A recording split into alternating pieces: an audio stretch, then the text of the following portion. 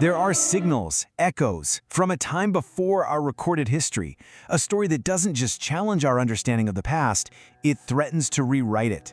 This is the Enoch transmission. Our story begins in a time so remote, so deep in the past that we tend to dismiss it as pure myth. But the records that survived, they claim something else entirely. They insist that what was left behind wasn't just a story, it was a message. At the very heart of this message is a figure named Enoch. And the real puzzle of his story isn't about how he lived, it's about how he didn't die.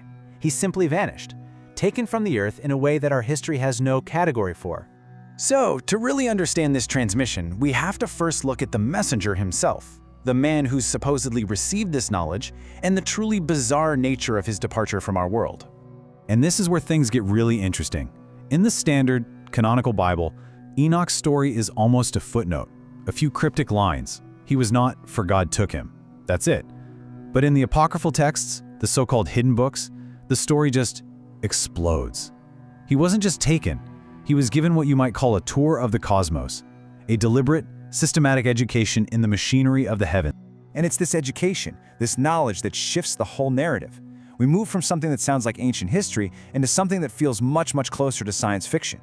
Because he didn't just disappear, he apparently came back with blueprints of the sky. Now, this is absolutely crucial to understand. The nature of the knowledge he brought back. The texts don't describe poetic visions of angels and fluffy clouds. No.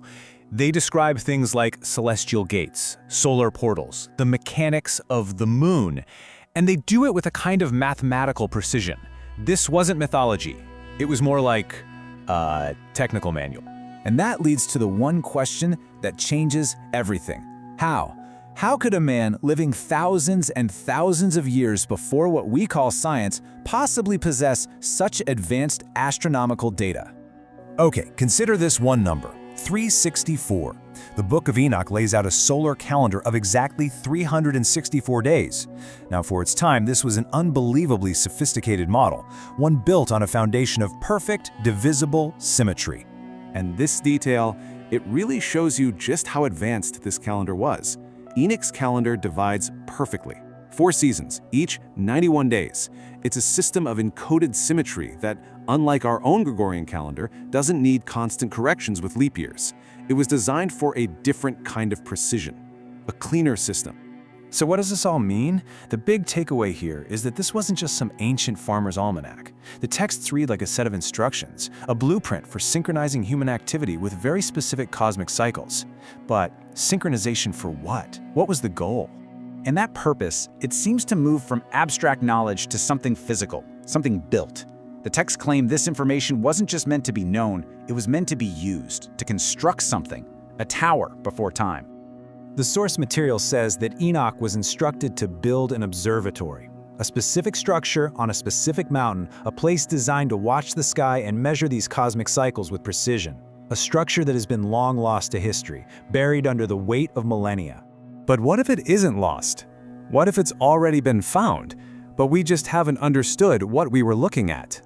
And this line of thinking brings us to a very real place, an archaeological site in modern-day Turkey called Göbekli Tepe, a place that has completely shattered our understanding of the ancient world. Okay, get ready for this number, 11,600. That's how old this site is. To put that into perspective for you, it's over 6,000 years older than Stonehenge. It's thousands of years older than the Great Pyramids of Egypt. According to all of our previous models of history, a site this complex, this old, it simply shouldn't exist. And it's not just some random pile of rocks. It's massive. T-shaped pillars are precisely aligned to key stars in constellations. We're talking about Sirius, Orion's belt, the North Celestial Pole. It was built to watch the sky. Its function seems to be exactly what was described in the Enochian texts, an observatory. So if the knowledge was real, and the structure built from that knowledge was real, then we have to confront the final and most difficult question. Where did the knowledge come from? Well, the text is explicit. It claims the information was delivered by beings it calls the Watchers from above.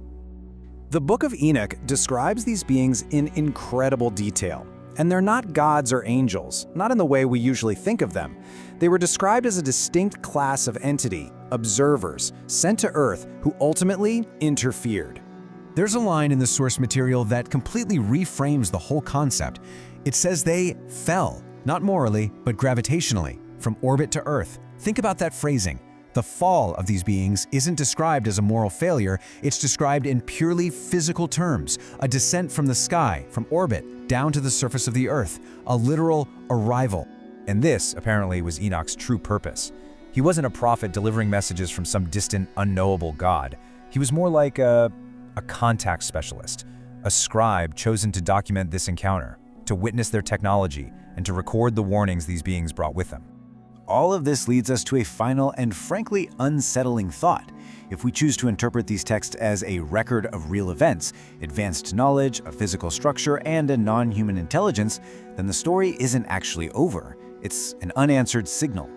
Consider this. If a structure like Göbekli Tepe was really built for celestial synchronization as a kind of communication device, what if that function never stopped?